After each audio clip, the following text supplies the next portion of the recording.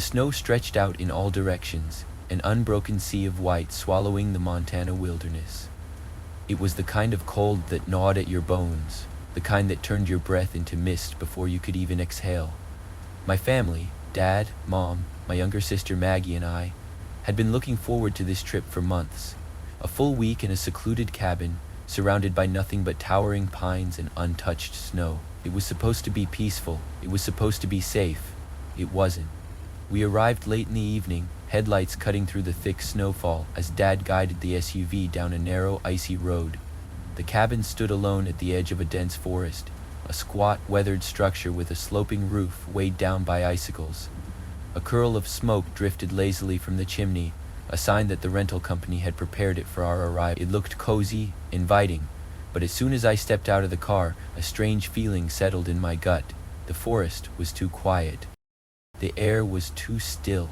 Maggie didn't seem to notice. She hopped out of the car, boot prints disappearing almost instantly under fresh snow, and spun in circles like a kid half her age.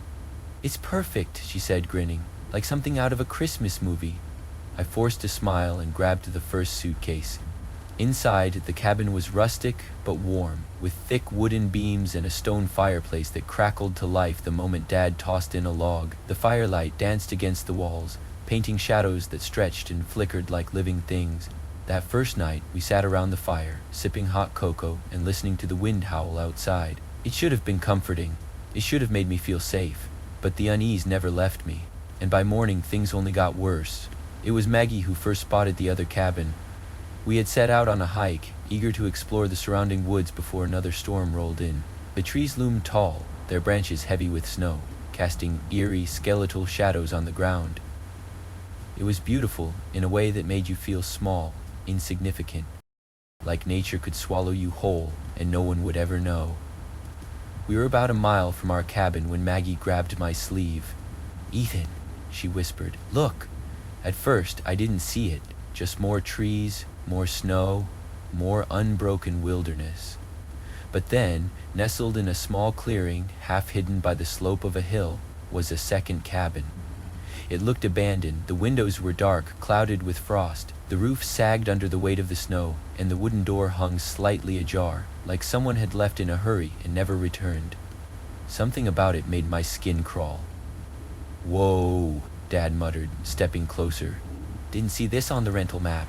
Maybe it's been empty for a while," Mom suggested. Dad rapped his knuckles against the door. The sound was swallowed by the silence.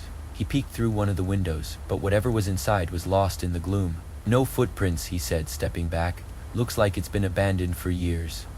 Maggie shivered and rubbed her arms. "Let's go back." We didn't argue. That night, as the snow fell heavy and thick, someone knocked on our door. It was past midnight. The fire had burned low, casting only faint embers against the walls.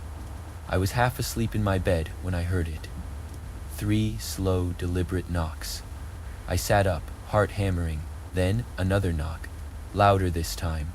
Dad's voice cut through the darkness. "Stay here."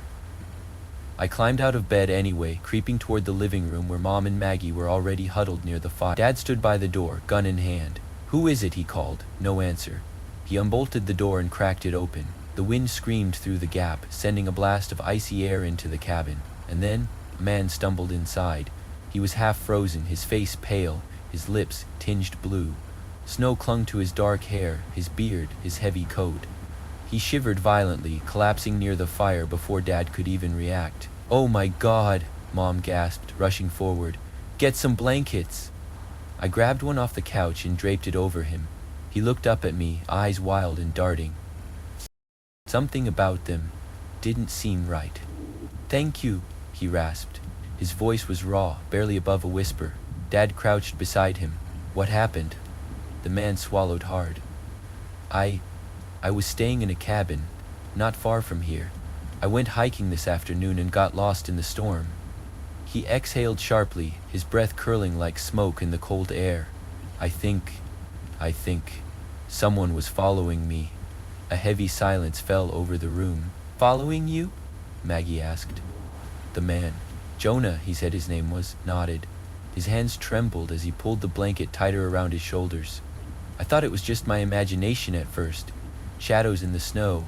But then I saw them, two figures, standing at the tree line, watching me. Maggie inhaled sharply. Mom's grip on her mug tightened. I tried to shake them, Jonah continued, but no matter which way I went, they were always there, just standing, watching. I glanced at Dad. His jaw was tight, his eyes unreadable. Then the storm got worse, Jonah finished. I couldn't find my way back. And then I saw your lights. No one spoke. Finally, Dad stood. You can stay the night. We'll help you find your cabin in the morning. Jonah nodded, but he didn't look relieved. He looked terrified. The next morning, we found the footprints. The snow around our cabin was pristine except for two sets of tracks. One belonging to Jonah, leading to our porch. The other circled the house, around and around, like something had been watching us all night. We left the cabin later than planned, guiding Jonah back to where he thought his place was. When we finally found it, my stomach twisted. It looked exactly like the abandoned one, but this one had fresh footprints in the snow. Jonah thanked us profusely, his relief palpable as he disappeared inside. We left quickly, eager to put distance between us and the creeping unease that followed. That night was our last. We were supposed to leave the next morning, but at 1 a.m. the knocking started again, soft at first, then louder, then the whispers came. They were faint, almost carried by the wind, but they weren't the wind. Dad grabbed his gun. Go away, he barked. The knocking didn't stop. The whispers grew louder, more voices now. Finally, Dad flung the door open and fired 2 shots into the dark. Silence. Then, from somewhere just beyond the trees, the whispers returned. Closer this time. We didn't sleep. At dawn, we packed up and left without a word. The once beautiful snow now felt suffocating, like it had swallowed something that should have never been there. As we drove away, I looked back one last time. There was nothing. No figures, no footprints, just the wind in the trees. But I swear, even now, I can still hear those whispers. We never talked about what happened in that cabin. Not on the drive home, not in the weeks that followed, not even when Maggie had nightmares for a month straight. It was as if saying the words out loud would give them weight, make them real, turn them into something we'd have to confront. So we buried it, tucked it away in the dark corners of our minds, pretending it was nothing more than a bad memory, a trick of the snow and the wind. But deep down, I knew better. Some things don't stay buried, some things linger, waiting for the right moment to surface again. For me, that moment came on a bitterly cold New Year's Eve in Chicago, nearly a year after the Montana trip. The city was locked in the grip of a brutal winter storm, the streets nearly deserted as I sat in my office staring blankly at the glowing numbers on my computer screen. 1:12 a.m. I should have gone home hours ago, but the end-of-year reports weren't going to finish themselves, and besides, what was waiting for me at home? An empty apartment? A fridge stocked with nothing but expired milk and takeout containers? The thought of spending another holiday alone made me feel worse than the exhaustion creeping through my bones. By the time I finally shut down my computer and stepped outside, the storm had transformed the city into a frozen wasteland. Snow swirled in thick sheets, swallowing the streets, muffling sound. My car was one of the few still in the lot, buried under a thick layer of ice. I scraped at the windshield with numb fingers, my breath curling in the frigid air, my mind replaying the events of last winter. The snow, the whispers, the footprints, the feeling of being watched. I shook the thoughts away. I was halfway home when I saw him. At first, I thought it was just a pile of snow pushed aside by a plow, an unremarkable mound on the side of the road. But then my headlights caught something. Movement, the faint rise and fall of breath. A man, half buried in the snow, motionless. My first instinct was hesitation. Stopping in the middle of a storm to help a stranger wasn't exactly on my New Year's checklist, and my gut told me this could go wrong in 100 different ways. But then I thought about the cabin, about Jonah stumbling through our door, frozen and terrified, and before I could talk myself out of it, I was pulling over. The man was barely conscious. His face was pale, lips cracked and tinged blue. He was older than me, maybe in his 50s, but life had etched deep lines into his skin, the kind of lines that told a story of loss and struggle. His clothes were tattered, a thin jacket doing little to protect him from the vicious cold. "Hey," I said, shaking his shoulder. "Can you hear me?" A low groan. "Barely." I struggled to lift him, his body alarmingly light, and hauled him into the passenger seat. As I cranked up the heat, I glanced at him. His eyes fluttered open for a second, dark and unfocused.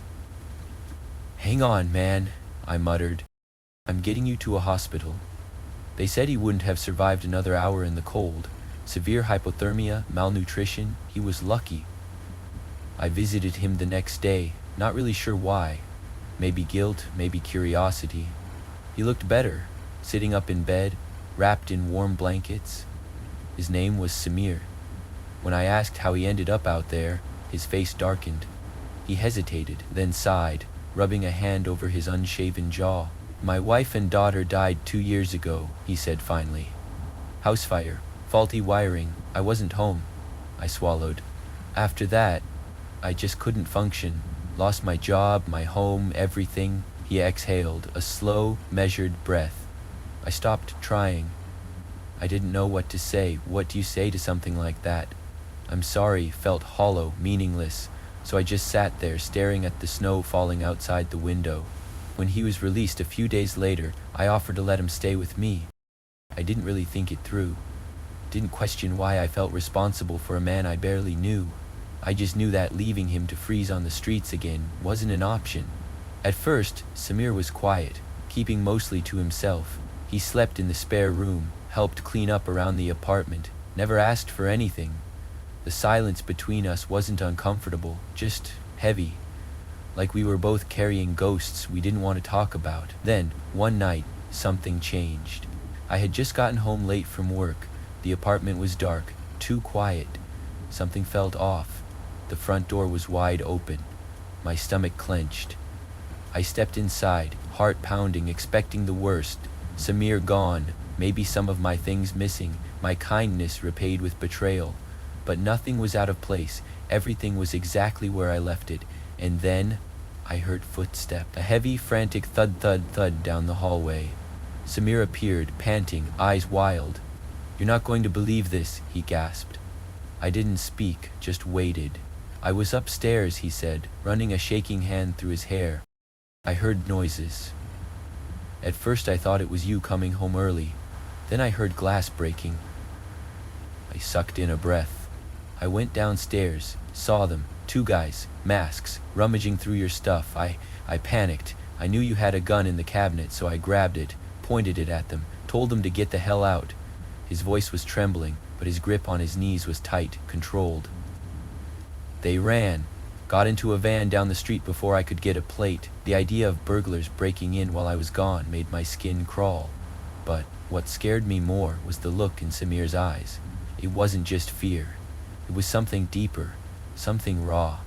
He had done this before. Not chased off burglars. Held a gun. I didn't ask him about it, not that night. The next morning, I offered him a job at my company. At first, he refused, saying he didn't want to take advantage of my kindness. But I insisted. "You saved my home," I told him. "Let me give you back yours." He started in the warehouse, helping with inventory, deliveries. He worked harder than anyone I'd ever seen, never complained, never slacked off. Within 6 months, he was promoted to manager. Within a year, he was running operations more efficiently than I ever could. The others respected him, trusted him, and for the first time in a long time, I saw something in his eyes that had been missing since the night I found him in the snow. Purpose. On New Year's Eve, exactly 1 year later, we sat in my apartment, drinking whiskey, watching the snow fall. I thought about how different this night could have been. How a single moment, a decision to stop the car, to lift a frozen man from the roadside, had changed the course of both our lives. We never talked about what happened in that cabin in Montana, but as the wind howled against the windows, a chill ran down my spine. Somewhere out there, in the endless stretch of white, I knew something was still watching. I never told Samir about the cabin in Montana. Never told him about the whispers that drifted through the snow, about the footprints that circled our house, about the thing that might have been watching us from the trees. But I think he sensed it. Some people carry their ghosts in silence. I could see it in his eyes when the wind howled just a little too loud. when the snow piled up against the windows like a creeping tide. He never asked about my past, and I never asked about his. We just let the weight of those untold stories settle between us, unspoken, understood. Maybe that's why I agreed to house sit for my uncle that winter. Maybe I thought a week alone in a remote Vermont cabin would finally help me shake the feeling that something had been following me. Maybe I thought the silence would help. It didn't. The storm started just as the sun dipped below the mountains, turning the world into a swirling blur of white. The cabin was small, tucked deep in the woods, the kind of place you either find peaceful or suffocating. I sat by the fireplace, sipping a mug of black coffee, watching the snow pile up against the windows. The wind howled through the trees, rattling the wooden beams like something was trying to get in. I told myself it was just my imagination, just the remnants of an old fear trying to worm its way back in. Then I heard it. Help me, a voice, soft, faint, almost swallowed by the wind. I froze, my fingers tightening around the mug. The fire crackled, throwing shadows across the wooden floor, and for a long moment I told myself I had imagined it. But then it came again. Help me, please! I stood slowly, every nerve in my body screaming at me to stay put. I was alone. I knew that. There wasn't supposed to be anyone else for miles, and yet someone was out there. I grabbed a flashlight from the kitchen drawer, hesitated at the door. The last time I heard whispers in the snow, I had run, fled without looking back. This time, I had to know. I stepped outside. The cold hit me like a knife to the lungs.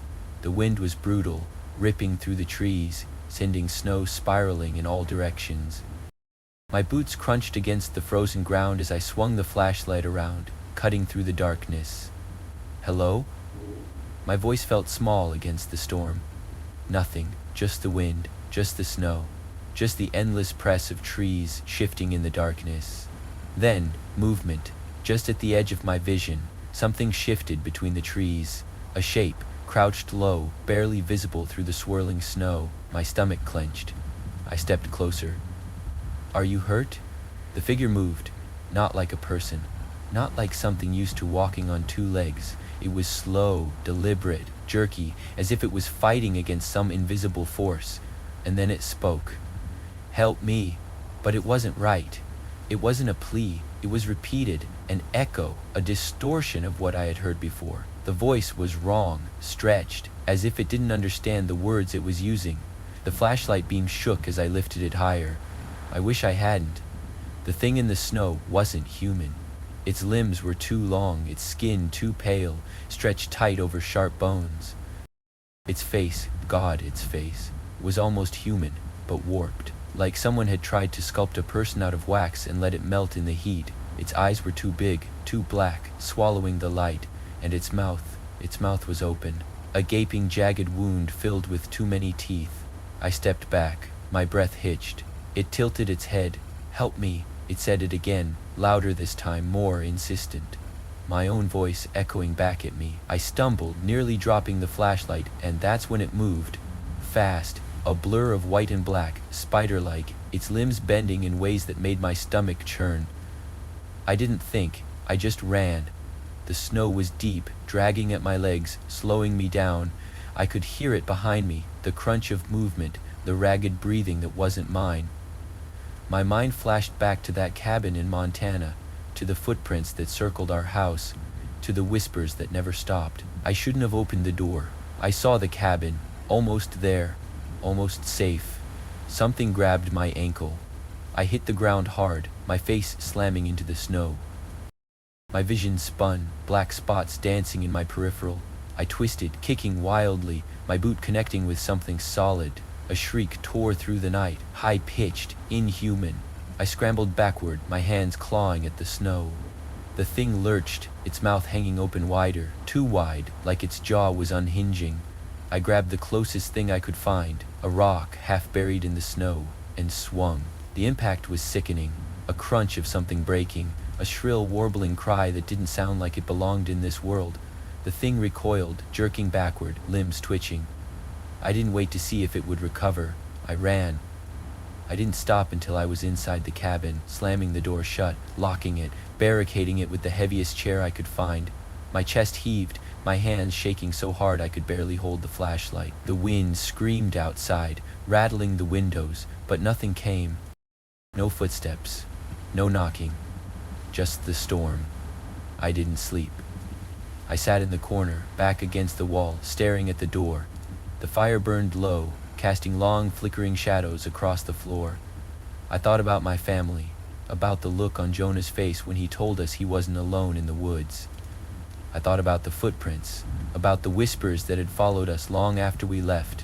And then, just as dawn was breaking, I heard it, soft, faint, right outside the door. Help me. I closed my eyes. I didn't open the door. When the storm finally passed, I left the cabin without looking back. I didn't care about the deposit, didn't care about my uncle's warnings. I just left. But as I drove down the snow-covered road, hands tight around the wheel, I caught a glimpse of something in the trees. Not movement, not a figure, just the faintest hint of footprints circling the cabin. I gritted my teeth and pressed the gas pedal harder. Some things don't stay buried. Some things follow you home. The cold has a way of exposing things, secrets, fears, truths we don't want to face. It strips away the warmth, the comfort, the lies we tell ourselves to feel safe.